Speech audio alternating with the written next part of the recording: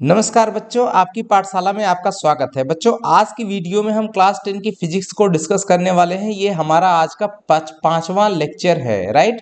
इसमें हम लोग बहुत ही ये लेक्चर आपके लिए बहुत इंपॉर्टेंट होने वाला है। इसमें आपको एग्जाम पॉइंट ऑफ व्यू से ये बहुत ही महत्वपूर्ण टॉपिक रहेगा। इसमें बहुत सारी चीज़ों को हम लोग डिस्कस करेंगे, जैसे आपके सामने लिखा हुआ गोली दर्पण से परावर्तन के किरण आरेख, और इन्हीं के माध्यम से कैसे जो है इमेज फॉर्मेशन होता है उत्तल दर्पण से, अवतल दर्पण से। इन सभी बातों को हम लोग इसमें जानेंगे और इनके यूजेस के बारे में जानेंगे। तो बहुत सारी बातें हैं, थोड़ा सा वीडियो लंबा भी होगा, तो पेशेंस रख करके तसल्ली से देखिएगा और साथ ही साथ नोट्स बनाइएगा और वीडियो को स्किप बिल्कुल मत कीजिएगा, शुरू से अंत तक जरूर देखिएगा, आपको लाभप्रद होगा। यहाँ से एक क्वेश्चन आपको 110% मिलने वाला है।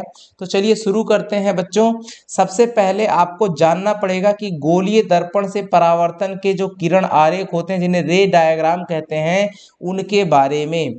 तो सबसे पहली स्थिति है कि अगर मुख्य अक्ष के समांतर कोई किरण आपतित होती है, जैसे ये देखो यहाँ पर ये आपतित किरण है, ये आपतित किरण है और ये परावर्तित किरण है, ये परावर्तित किरण है। इतना तो हम लोग पहले के लेक्चर्स में देख भी चुके हैं। तो अगर मुख्य अक्ष के समांतर आ रही है तो वो कहाँ से होकर के जाएगी, इसको बोलते हैं मुख्य फोकस। जो यफ लिखा हुआ है इसको बोलते हैं मुख्य फोकस, राइट। इसके पिछले वीडियो में इन सब चीजों के बारे में हम लोगों ने जाना था, बस हाँ सिंबॉलिकली नहीं जाना था। और सी को बोलते हैं वक्रता केंद्र, राइट। और यहाँ पर जो सीपी होता है, ध्यान देना, सीपी को हम लोग बोलते हैं वक्रता त्रिज्या। क्या बोलते हैं? वक्रता त्रिज्या। एक बार बता रहे हैं, आप हर जगह इन चीजों को ध्यान देते रहिएगा। और पी को बोला जाता है पोल यानी ध्रुव, ठीक है। तो इतनी चीजें, और ये हमारा जो ये ब्लैक लाइन से है इसको बोलते हैं मुख्य अक्ष। क्या बोलते हैं? मुख्य अक्ष। ये सभी चीजें आपको यहाँ पर मैंने जो लिखा हुआ ये अवतल दर्पण के लिए लिखा हुआ है, इसी तरीके से उत्तल दर्पण में ये जो भी नोटेशंस हैं इनके सेम मीनिंग है। ये P हमारा ध्रुव हो गया, ये हमारा F फोकस हो गया, राइट, फोकस हो गया। ये हमारा वक्रता केंद्र हो गया, वक्रता केंद्र यहाँ पर हो गया। उसके बाद ये आपतित किरण हो गई, आपतित किरण मतलब जो किरण आ रही है किसी वस्तु से। और ये परावर्तित किरण हो गई, राइट। और ये हमारा उत्तल दर्पण हो गया। और सीपी यहाँ पे जो हमने लिखा हुआ ये वक्रता त्रिज्या है यहाँ पर पीसी, राइट। दोनों में सेम है। तो आपने दोनों में ये चीजें देख ली। तो मेन पहली बात क्या ध्यान रखनी है कि अगर मुख्य अक्ष के समांतर कोई किरण आपतित हो रही है तो वो परावर्तन के बाद कहाँ से होकर गुजरेगी, तो मुख्य फोकस से होकर के गुजरेगी डियर। इस चीज को आपको ध्यान रखना है। और अगर उत्तल दर्पण है तो आपतित किरण अगर मुख्य अक्ष के समांतर चल रही है तो परावर्तन के बाद इस तरीके से रिफ्लेक्ट होगी, इस तरीके से परावर्तित होगी कि उसको पीछे बढ़ाने पर वो मुख्य फोकस पर आकर के मिलेगा, या यूं कह लो कि ऐसा लगेगा कि मुख्य फोकस से निकलती हुई प्रतीत हो रही है, राइट। मुख्य फोकस से बाहर की तरफ जाती हुई प्रतीत हो रही है, ऐसा हमको नजर आएगा। तो दूसरी केस में देखिए, दूसरी किरण आरेख कैसी हो सकती है? वो हो सकती है कि अगर कोई आपतित किरण, यहां पर ये आपतित किरण है, आपतित किरण, राइट, यानी इंसिडेंट रे, अगर सेंटर से यानी वक्रता केंद्र से होके जा रही है तो रिफ्लेक्शन के बाद सीधे उसी डायरेक्शन में चली जाएगी। यानी सी से अगर आ रही है तो उसी डायरेक्शन में ये वापस भी चली जाएगी।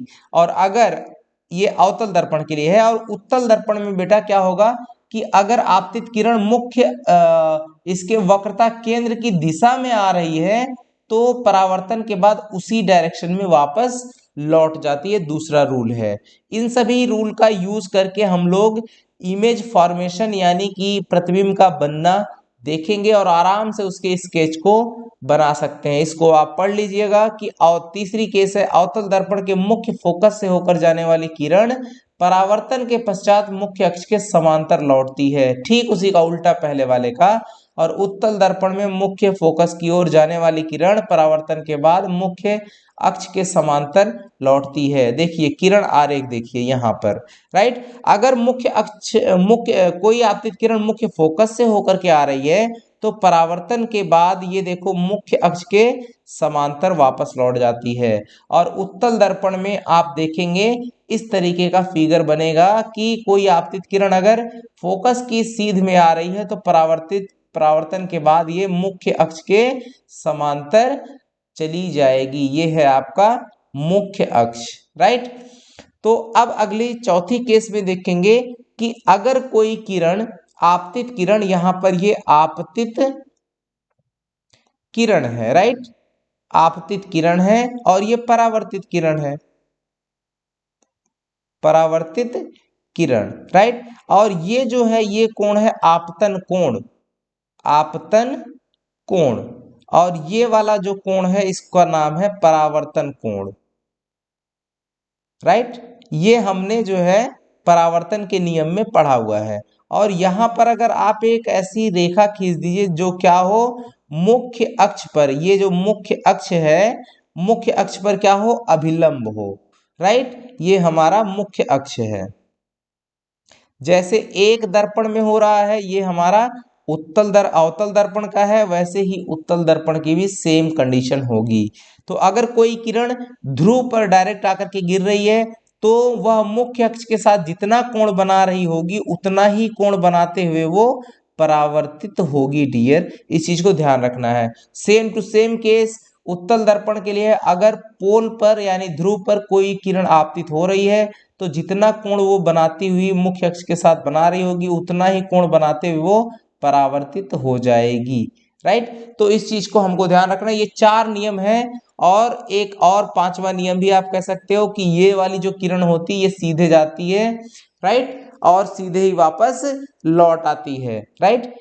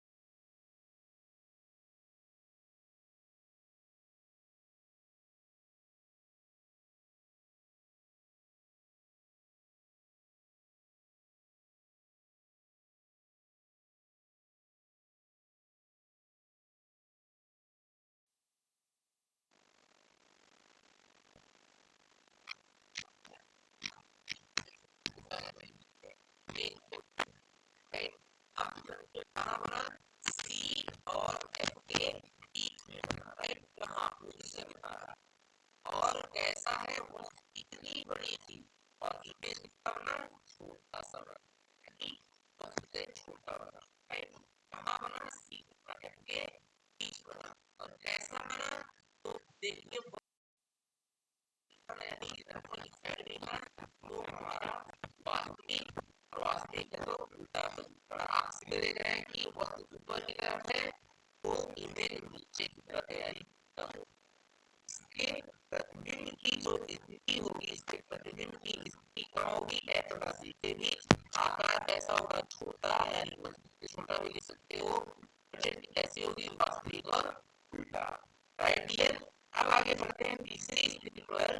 तीसरी केस देखिए ये है कि जब वस्तु वक्रता केंद्र सी पर हो, धीरे धीरे अनंत से हम लोग क्या करें, अनंत पे थे, अनंत से थोड़ा सा नजदीक आए, यानी फाइनाइट डिस्टेंस है, निश्चित दूरी पर आए, अब जो है सीधे सीधे सी पर खड़े हो गए, सी पे खड़े हुए फिर नहीं किरण ली, एक समांतर देखिए मुख्य अक्ष समांतर चल रही है और दूसरा मुख्य फोकस से लेकर के गए, तो मुख्य फोकस वाली फिर मुख्य से समांतर चली गई, ये दोनों का पठान बिंदु यहाँ मिला, और रेड कलर से जो आपको दिख रहा है वो है आपका प्रतिबिंब इमेज, राइट, और ये जो है आपका ऑब्जेक्ट है, ऑब्जेक्ट मतलब वस्तु।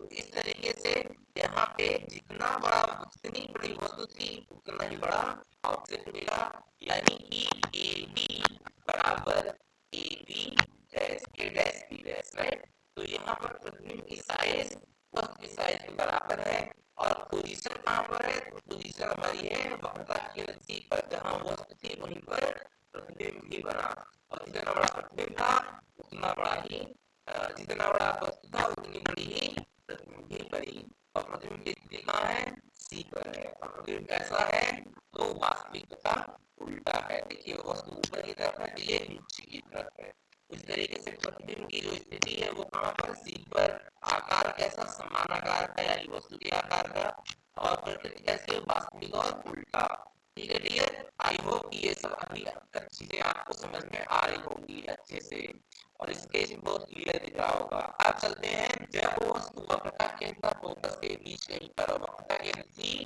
तथा फोकस एफ के बीच कहीं पर हो, सी और एफ के बीच कहीं पर हो, देखिए इमेज देखिए चौथी कैसे ये इमेज इसका इस तरीके से बनेगा, यहाँ पर ए बी ये रही आपकी वस्तु, सी तथा एफ के बीच में, तो यहाँ से एक किरण मुख्य अक्ष के समांतर खींची गई, तो ये एक्स से होकर के पास कर रही है, ऐसे आपको दिख रहा होगा, और दूसरी जो है ऐसी किरण खींची गई जो कि इसके सेंटर से होकर के पास कर रही है, तो जाहिर सी बात है आपकी किरण सेंटर से सेंटर की दिशा में होकर के जा रही थी, तो परावर्तन के बाद वो सेंटर से होकर के ही आएगी, और फाइनली ये दोनों किरणें कहाँ पर मिलती हैं, ए डैश बी डैश पर, और ऐसी केस में ये जो ऑब्जेक्ट जब हमारा सी और एफ के बीच में है, तो वस्तु जो है प्रतिबिंब जो है ये रहा हमारा इमेज, राइट, और ये है हमारा ऑब्जेक्ट, ऑब्जेक्ट मतलब वस्तु, तो इमेज हमारा वस्तु से क्या बना,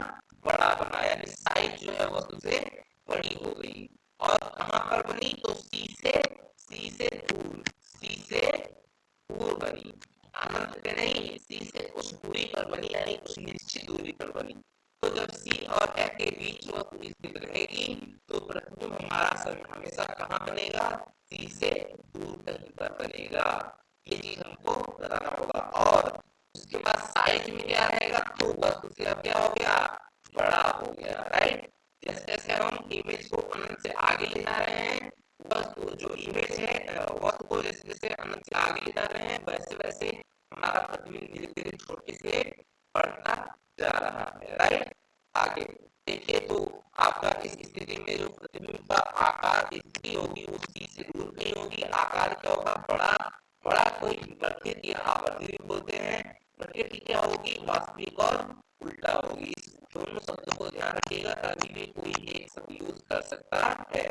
अब पांचवी केस देखते हैं बच्चों, जब वस्तु फोकस मतलब एफ पर हो, जब फोकस पर हो, आप सी और एफ के बीच में अभी एफ पर है, तो सेम केस में ऐसे डालेंगे तो देखिए इमेज क्लियर बनी हुई है, आप देख पा रहे होंगे ये मुख्य अक्ष के समांतर है, तो मुख्य फोकस से होकर के गुजरी, दूसरी किरण ली है जो कि मुख्य जो आपका सेंटर है, सेंटर से होती हुई उसकी सीध में होती हुई आपतित हो रही है, तो परावर्तन के बाद सेंटर से ही होकर के चली जाएगी। तो आप देख पा रहे होंगे यहाँ पर ये जो वस्तु है ए बी, राइट, ये इतनी बड़ी थी और ये दोनों रेखाएं जो परावर्तित किरणें हैं, ये परावर्तित किरणें एक दूसरे के समांतर कर दी जाती हैं। ये एक दूसरे और समांतर किरणें कभी भी एक दूसरे को कहीं पर काटती नहीं है और ना तो कहीं पर मिलती है। समझ में? और आप समझ पाएंगे कहिएगा कि सर इमेज कहाँ बना, तो आपको उससे पहले सबसे पहली वाली केस को जरा ध्यान दीजिए, उससे समझिएगा कि जब वस्तु अनंत पर थी तो तभी जो रेखाएं जो किरणें थी वो आपस में क्या हो रही थी, समांतर चल रही थी। तो यहाँ पर परावर्तित किरणें समांतर चल रही, इसका मतलब कि इमेज कहाँ पर बन रहा होगा, अनंत पर बन रहा होगा। तो इस केस में जो प्रतिबिंब की स्थिति है वो कहाँ होगी, अनंत पर होगी और आकार कैसा होगा, असीमित रूप से बड़ा, यानी अत्यधिक आवर्तित या विवर्तित होते हैं। प्रकृति कैसी होगी, वास्तविक और उल्टा होगा, राइट। तो इस तरीके से हमने इसकी पांचवी कंडीशन देखी अवतल दर्पण से बनने वाले प्रतिबिंब की कंडीशन। अब हम लोग छठी केस देखते हैं, इसमें अब चीजें बदलेंगी कुछ न कुछ। अब देखिए इमेज अब तक जो है प्रतिबिंब जो है अब तक दर्पण के सामने ही बनता था, यानी रियल होता था, वास्तविक होता था। अब दर्पण के पीछे बनता है और दर्पण के पीछे बनने वाला प्रतिबिंब क्या होता है, आभासी होता है। जब ध्रुव P और F के बीच, ये देखिए F और P के बीच कहीं पर ये हमारा ऑब्जेक्ट है, तो पहली लाइन मुख्य अक्ष के समांतर तो ऊपर से होकर के पास कर गई और दूसरी C के सीधे में लेकर के गए तो C से ही होकर के रिफ्लेक्ट होके उसी डायरेक्शन में चली जाती है। अब ये दोनों किरणें एक दूसरे को देखो ऐसे तिरछा पड़ती हुई जा रही है, एक दूसरे को कहीं नहीं काटेगी, अनंत पर भी नहीं लगेगी, नहीं लगेगा कि मिलती हुई प्रतीत हो रही है। जब इनको हम पीछे बैकडोर के पीछे जब ऐसे बढ़ाते हैं नोटर टाइप से, तो हम ये पाते हैं कि पीछे जाकर के किसी एक बिंदु पर मिलती हुई प्रतीत होती है, ठीक है। तो जो दर्पण के पीछे कहीं पर लगता है कि प्रतीत होती है, तो ये हमारा इमेज यहाँ पर बनता है, राइट। और ये हमारा क्या था, ऑब्जेक्ट था। ये वस्तु थी, ये प्रतिबिंब है ए डैश बी डैश, और प्रतिबिंब कैसा बन गया, इस वाले वस्तु से प्रतिबिंब हमारा बड़ा बन गया, राइट। तो इस तरीके से, और इसकी स्थिति कहाँ है, तो दर्पण के पीछे है। कहाँ है, दर्पण के पीछे। तो दर्पण के पीछे बनेगा तब जब F और P के बीच में रहेगा तब। बच्चों जो आज का टॉपिक है, यहाँ से ऑब्जेक्टिव क्वेश्चन साथ ही साथ में सब्जेक्टिव यानी लिखने वाला जो क्वेश्चन आता है, दोनों क्वेश्चन आते हैं और 100% आते हैं आपके एग्जाम में, और एक नहीं एक से अधिक क्वेश्चन बनते हैं, क्योंकि यहाँ से बहुत सारे क्वेश्चन पूछे जाते हैं। ये वीडियो बहुत ही इंपॉर्टेंट है, इसको कभी स्किप मत करिएगा लंबा सोच करके, ठीक है। तो बढ़ते हैं हम आगे की तरफ, थोड़ा सा इसके बारे में, इसके प्रतिबिंब की जो स्थिति है तो दर्पण के पीछे बताएंगे, आकार क्या बताएंगे, बड़ा और विवर्तित है, और प्रकृति क्या बताएंगे, आभासी एवं सीधा है, राइट। यहाँ पर शायद एक ही मिस्टेक हो गई, हाँ आभासी है तो सीधा, यहाँ देख सकते हैं मिस्टेक कोई नहीं है, ये प्रतिबिंब जैसा था वैसे ही, सॉरी वस्तु जैसी थी प्रतिबिंब वैसा ही बना हुआ है, राइट। तो हम लोग कहेंगे कि इसकी प्रतिबिंब कैसे होगी, आभासी एवं सीधा। आभासी प्रतिबिंब कैसा होता है, सीधा होता है। इसके पहले क्या होता था, वास्तविक प्रतिबिंब, वास्तविक प्रतिबिंब क्या होता है, उल्टा होता है। ये जो भी स्थिति आपने 6 पढ़ी, ये उनका टेबल है। आप इस टेबल के माध्यम से सब चीजों को आसानी से देख सकते हैं और याद कर सकते हैं, लेकिन आपको सभी स्टेज को भी ध्यान रखना पड़ेगा, क्योंकि एक क्वेश्चन तो स्टेज का आना है, और ये जो टेबल है इसके माध्यम से बहुत सारे ऑब्जेक्टिव क्वेश्चन बनेंगे। जैसे मैं आपको कुछ क्वेश्चन बताता हूँ, जैसे कहें कि अगर उत्तल दर्पण के सामने कोई वस्तु C से कहीं किसी दूरी पर निश्चित की गई है, रखी गई है, तो उसके प्रतिबिंब की स्थिति कैसी होगी, तो प्रतिबिंब की स्थिति कैसी होगी, F तथा C के बीच होगी, याद रख जाएगा। अगर कहे कि प्रतिबिंब का आकार कैसा होगा तो छोटा आंसर हो जाएगा, अगर कहेगा या उल्टा। अगर ऐसे करें किसी उत्तल दर्पण में किसी अवतल दर्पण में कोई वस्तु है जो P तथा F के बीच कहीं पर स्थित है, तो वैसी केस में जो प्रतिबिंब का आकार होगा वो कैसा होगा? तो आंसर होगा बड़ा होगा या फिर विवर्तित आप लिख सकते हैं। ठीक है, या हो सकता है कि वैसी स्थिति में प्रतिबिंब की प्रतिक्रिया होगी तो आभासी तथा सीधा। एक चीज आप ध्यान देंगे कि हर केस में जब आपका अवतल दर्पण है, अवतल दर्पण से जो प्रतिबिंब बन रहा है वो हर केस में एक जैसा नहीं है, उसकी जो प्रकृति है वो हर केस में एक जैसी नहीं है। एक लास्ट केस में आभासी और सीधा प्रतिबिंब भी बनता है, हमेशा उल्टा प्रतिबिंब भी नहीं बनता। तो आपको क्वेश्चन ये भी पूछा जाता है कि उल्टा प्रतिबिंब प्राप्त करने के लिए हमें किस दर्पण का उपयोग करना चाहिए। इस क्वेश्चन का आंसर अभी आगे हम लोग अवतल दर्पण पढ़ेंगे, उसके बाद उत्तल दर्पण के इमेज को भी पढ़ेंगे, फिर आपको आंसर पता चलेगा। इसके पहले वाले वीडियो में हमने समतल दर्पण द्वारा प्राप्त बनने वाले प्रतिबिंब की भी चर्चा की थी और वहां पर एक अच्छा सा अच्छे से क्वेश्चन भी बताया था कि वहां से क्वेश्चन पूछे जाते हैं। तो वो वीडियो भी अगर नहीं देखे हो तो सब लिंक इसी वीडियो के नीचे में मिल जाएगा। आप सारे वीडियो अगर अभी तक नहीं देखे हैं तो फिजिक्स के सभी वीडियो देख सकते हैं और उनके अच्छे से आपस में नोट्स भी बना सकते हैं, जैसा कि आप वीडियो में देख रहे हैं, वीडियो को रोक रोक करके। तो इस सारे से हमको एक चीज पता चलती है कि वस्तु को दर्पण की ममता के दूर रखने पर जो प्रतिबिंब है वस्तु की अपेक्षा छोटा तथा वस्तु को वक्रता यहाँ वक्रता लिखा जाएगा, वक्रता केंद्र एवं दर्पण के बीच में रखना प्रतिबिंब वस्तु की अपेक्षा बड़ा बनता है। ठीक है, बड़ा कब बना, ध्यान देना, बड़ा कब बना, बड़ा बना ये केस में, ये केस में बड़ा बना, इतनी केस में बड़ा, और छोटा कब बना, इतनी केस में। और ये वाली केस में समान आकार का कब बना, जब C पर है तो समान आकार का हमारा प्रतिबिंब बनता है। राइट, इस टेबल से हमको इतनी सारी चीजें सीखने को मिलती है। तो चलिए आगे कुछ इसके यूजेस एक नंबर में पूछे जाते हैं, बहुत ही ज्यादा इंपॉर्टेंट क्वेश्चन है ये, बहुत ही ज्यादा वेरी इंपॉर्टेंट क्वेश्चन है। एक क्वेश्चन तो इनमें से आपको देखने को मिलेगा। अवतल दर्पण के यूजेस क्या होते हैं, यानी उपयोग क्या है? तो पहला टॉर्च में इसका यूज किया जाता है, दूसरा सर्च लाइट में यूज किया जाता है, तीसरा वाहनों के अग्रदीप जिसको हेडलाइट बोलते हैं, आगे जो लाइट जलती है हेडलाइट, उसमें यूज किया जाता है। और चौथा है सेविंग दर्पण, सेविंग मतलब जो दाढ़ी बनाने वाला जो दर्पण होता है उसमें उसके चेहरे का बड़ा प्रतिबिंब बनाने देखने के लिए उसमें यूज किया जाता है। राइट, आगे मरीजों के दांतों का बड़ा प्रतिबिंब देखने के लिए डॉक्टर इस दर्पण का यूज करते हैं। सौर भट्टियों में सूर्य के प्रकाश को केंद्रित करने के लिए दर्पण का यूज किया जाता है और परावर्तक दूरदर्शी में इस दर्पण का यूज किया जाता है। तो ये एक यूजेस है, इनमें से कोई एक यूज आपको दे देगा, कहेगा कि सर्च लाइट में किस दर्पण का उपयोग किया जाता है, तो आंसर होगा अवतल दर्पण। कहेगा टॉर्च में किस दर्पण का उपयोग किया जाता है, तो आंसर होगा अवतल दर्पण। कहेगा सेविंग दर्पण के रूप में किस दर्पण का यूज किया जाता है, तो आंसर करेंगे हम लोग बेटा अवतल दर्पण। कहेगा वाहनों के अग्रदीप यानी हेडलाइट में किस दर्पण का यूज होता है, तो हम लोग आकर क्या करेंगे अवतल दर्पण। राइट, अब चलते हैं, बढ़ते हैं आगे। जिस तरीके से अवतल दर्पण द्वारा प्रतिबिंब का बनना देखा हमने, उसी तरीके से उत्तल दर्पण द्वारा प्रतिबिंब का बनना भी देखेंगे।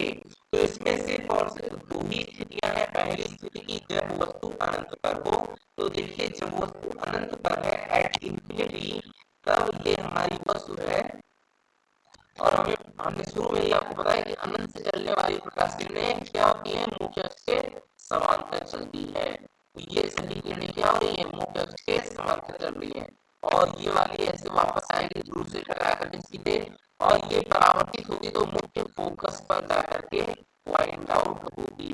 तो प्रतिबिंब कहाँ बना, तो प्रतिबिंब F पर बना, कितना बड़ा बना, तो बिंदु आकार का एकदम छोटा बना। राइट, वस्तु बहुत बड़ी थी और ये हमारा जो है कितना बना, बिल्कुल छोटा बना, अत्यधिक छोटा छोटा बना बिंदु आकार। राइट, और जब वस्तु और उसके बाद ये इसकी स्थिति कहाँ थी, तो स्थिति दर्पण के पीछे। राइट, और इसकी प्रकृति कैसी है, तो दर्पण के पीछे बना है तो हमेशा क्या बना, आभासी प्रतिबिंब बना, और आभासी प्रतिबिंब क्या होता है, सदैव सीधा होता है, यानी जैसी वस्तु है उसी तरीके का हमारा प्रतिबिंब बनेगा, बशर्ते क्या होगा, एकदम पॉइंट टाइप का होगा, छोटा होगा, बिंदु के जैसा होगा।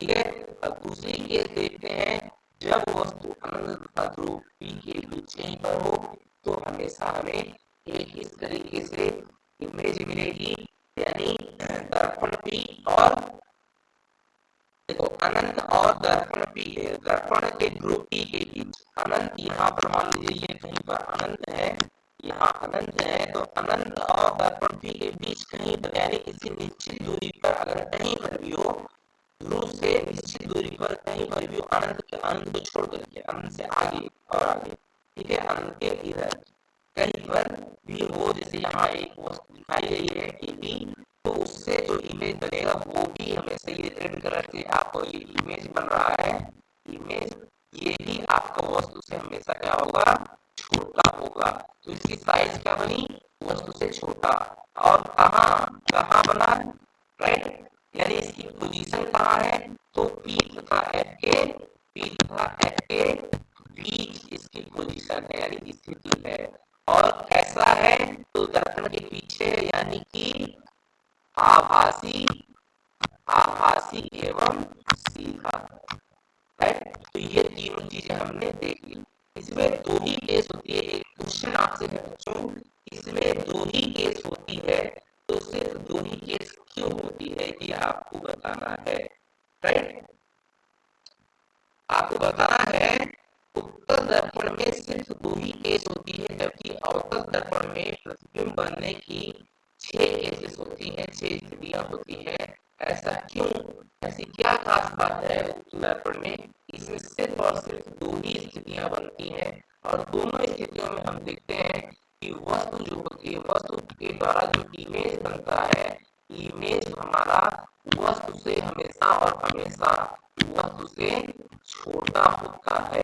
तो अभी इसके पहले मैंने क्वेश्चन पूछा था कि अगर हमें हमेशा वस्तु से छोटा प्राप्त करना है, किस दर्पण का यूज करना चाहिए, तो वो आंसर होगा उत्तल दर्पण का प्रयोग करना चाहिए, राइट, क्योंकि इसकी दोनों केसेस में हमेशा जो प्रतिबिंब है वो वस्तु से छोटा है। और दूसरा क्वेश्चन ये बन सकता है कि हमेशा आभासी एवं सीधा प्रतिबिंब प्राप्त करने के लिए सिर्फ सीधा भी हो सकता है, कि ऐसा कौन सा दर्पण है जिसमें सिर्फ और सिर्फ सीधा प्रतिबिंब ही प्राप्त होता है, हमेशा इसमें हमेशा सीधा प्रतिबिंब प्राप्त होता है, तो आंसर होगा उत्तल दर्पण।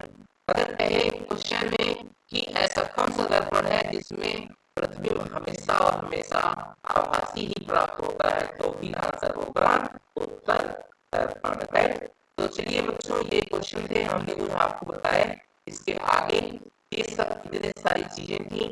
अब इसके बाद के वीडियो में हम लोग आगे की चीजों को बताएंगे, लेकिन जितनी चीजें आपको बताई गई हैं, इतनी चीजों को अच्छे से आप नोट्स बनाइएगा, इमेज आपको बहुत क्लियर और एकदम स्पष्ट दिखी होगी। वीडियो में आपको क्लास में जब हम बता रहे थे तो हाथ से अपने बताए थे, ये सब पार्टीशन बनाना बताए हैं, फिगर उतना स्पष्ट नहीं समझ में आया होगा, लेकिन वीडियो में आपको चीजें पिक्चर जो है वो एकदम स्पष्ट है, तो अच्छे से देख करके इसके नोट्स तैयार करिएगा, और नोट्स बना करके अच्छे से चीजों को याद रखिएगा, जितने क्वेश्चन बन सकते हैं हमने आपको अच्छे से समझाने की कोशिश करी हुई है, दिखाने की कोशिश की हुई है, तो आई होप कि आपको कुछ समझ में आया होगा। मेरी उम्मीद भी पानी बिल्कुल मत फेरिएगा मेरे बच्चों, आप लोग बढ़िया से प्लीज पढ़िएगा, क्योंकि आज का जो क्लास है वो बहुत ही इंपॉर्टेंट है और बहुत ही अच्छा रहा होगा। उम्मीद करता हूँ कि आपको समझ में भी आया होगा। ठीक है, जल्द ही इसके आगे के टॉपिक को भी हम लोग बीच में कवर करेंगे, और निश्चित रहिए बीच में कभी हम इसके ऑब्जेक्टिव क्वेश्चन को भी लेकर के आपके लिए लाएंगे, तो आप निश्चित रहें, आपकी तैयारी हम फिजिक्स की पूरी करवाएंगे, साथ ही साथ में मैथ की भी पूरी तैयारी करवाएंगे, एकदम आप परेशान मत होइए। अगर मैं टाइप नहीं कर पाऊंगा तो मैं लिखित रूप में वीडियो बनाऊंगा, यानी कि जैसे मैं क्लास बोर्ड पर लिखता हूँ वैसे मैं ऐसे लिखित वीडियो बनाऊंगा, पेन से ही लिख करके आपको वीडियो क्वेश्चन सारे बनाऊंगा, सॉल्यूशन दूंगा, राइट। ठीक है बच्चों, तो मिलते हैं अगले वीडियो के साथ, तक के नमस्कार, धन्यवाद। और वीडियो अच्छा लगा हो जिसको लाइक भी किया करो, जिससे मुझे मेरा मनोबल बनता है और मुझे मोटिवेशन मिलता है कि मेरे मेरे बच्चे, मुझे पता चलता है कि मेरे बच्चे देख रहे हैं और कुछ अच्छा सीख रहे हैं। तो ठीक है, मिलेंगे जल्दी अगले वीडियो के साथ। थैंक यू वेरी मच, धन्यवाद।